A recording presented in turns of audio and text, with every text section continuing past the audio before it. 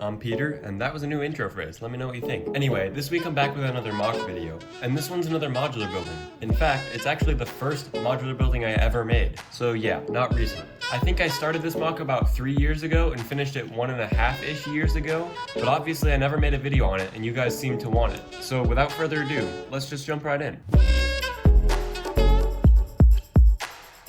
Starting with the exterior, I'm gonna be pretty straightforward.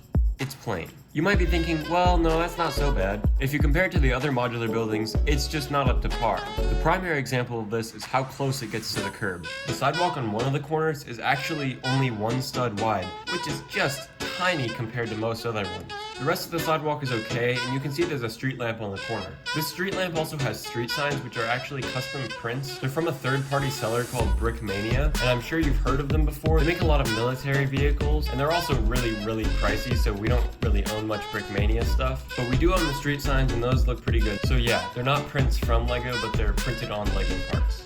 You can see that there are some chairs for people to sit at outside, along with the bulletin board just displaying some news. I actually made these stickers at home, which is probably kind of obvious. What I did is I just drew what I wanted on a piece of paper, cut it out, and then put it on some double-sided tape. It works pretty well and it looks okay. I don't know if I would do it again in the future though. I'd also like to note that even though this building does look like 2 buildings, that's only on the main floor. They're actually connected above the first floor because there's an apartment up there. Another odd tidbit is the signs for each of the stores. The skateboard and bike shop just has a skateboard stuck on the front of it using a snot technique. Pretty simple. The coffee mug, however, is really weird. In order to get the curvature on both sides, I had to flip the stud direction. And the way I did that is using this slightly obscure technique where you just stick cheese wedges in plates and hope that it stays together. I attached the handle using an illegal building technique. I think it's illegal, I'm not sure. Feel free to correct me in the comments if I'm wrong. And you've probably already seen this, but I just attached it to the building with a Technic pin. Around the back of the building, there's just kind of a fire escape sort of staircase leading up to the upper floors. And that's actually the only staircase, so I'm kind of hesitant to call it a fire escape. I did keep the back of this building very flat and plain just because that's how most modular buildings are, and so I was just trying to fit it in with those. Something that really doesn't fit in though is the size of this building. It's actually sitting on a 24x32 base, and I'm pretty sure Lego does not make those base plates. So what I did is I took a 16x32 base plate and added 2 8x16 ones right next to it, and voila, you have a very annoyingly sized base plate. Alright, that's pretty much all there is to talk about on the outside, so let's go inside.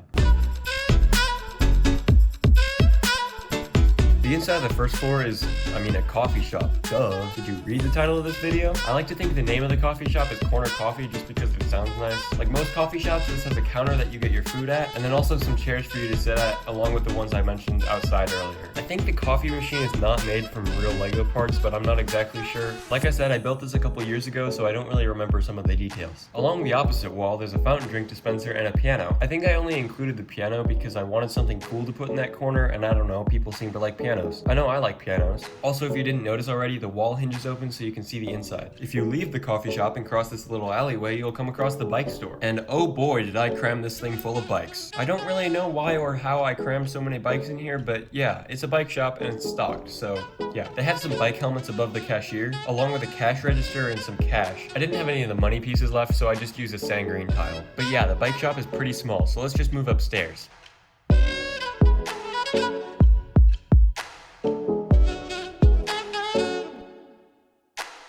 Like I said before, the upstairs is an apartment that connects both buildings. This apartment is actually occupied by my friend John Sigfig, and I did make a video with him where I got him Heelys for his birthday, so yeah, pretty cool. Anyway, the apartment. When you walk into the apartment, you're greeted with a living room on your right and a dining room on your left. Like I said, this is an old MOC, so I know the furniture here is not the best quality. Obviously, you can see the living room has a couch and a chair. Across from that is a little bit harder to tell what it is. It's a TV, and then also like a games console and like a cable box. Also, a quick side note, the entire interior of this MOC does not have any sort of fancy flooring. This is mostly just to save parts because I don't really look at the interiors of my buildings that often, and I also don't disassemble buildings like these because they're good on my city or in display. So yeah, what you get is just some bare studded floors. I know it's not the prettiest. Moving to the dining room, you just have 3 chairs sitting around a table, and also some kind of colored decorations on the table. I'm not exactly sure what those are. I think John made them. They do look kind of cool though, don't they? Yeah, anyway, the table's a really simple build. The chairs are too, although they have a little bit of detailing. But what's even more simple simple is the kitchen. This is a very, very basic kitchen. It has my old refrigerator design,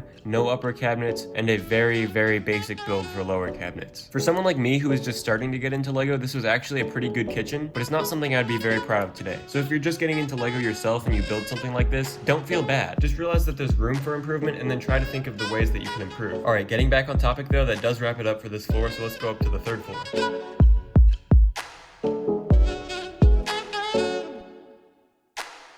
The only realistically usable space in this floor is in the orange building. And what I put in here is a bedroom because the apartment didn't have a bedroom yet. Unfortunately, the only way to get to this bedroom is to go through the outside staircase, which is going to be unfortunate if it rains in the Lego City. Once you get into the bedroom though, you can see that there's a dresser and a bed on the left, and actually John's sig fig is sitting on the bed. I know it doesn't look like John in real life, I know, but shh, doesn't matter, alright? Also in the bedroom, there's a little table with a lamp and a skateboard. Yeah, whatever, let's move next door. Next door, there's an attic for the maroon building, and actually that big glass skylight is just resting there. There's nothing holding it in place, so it just breaks if you knock it too hard. Just like real glass. Yeah, there's just some odds and ends of furniture in here, and also a fish. I don't know how the fish got there, or why it's there, but sure, yeah, I'll just accept that. On the roof of the orange building, you can see there's a ladder to get up there, and also a fireplace with a light brick, although I think the light brick stopped working. Yeah, I just tested it, the light brick does not work. It was cool when it did, I swear. This is pretty much just your apartment patio alternative since this doesn't have a backyard. I figured there should be some outdoor space in here, and so here you get some chairs and also a weird chair thing. Don't know what that was, but yeah, it's there. But yeah, I think it about wraps it up for this building, so let me know what you think in the comments. Also, I'm planning my room tour for next week, so that should be a very exciting video. But I think that's enough said for this video. So thank you for watching, consider subscribing maybe, and see ya.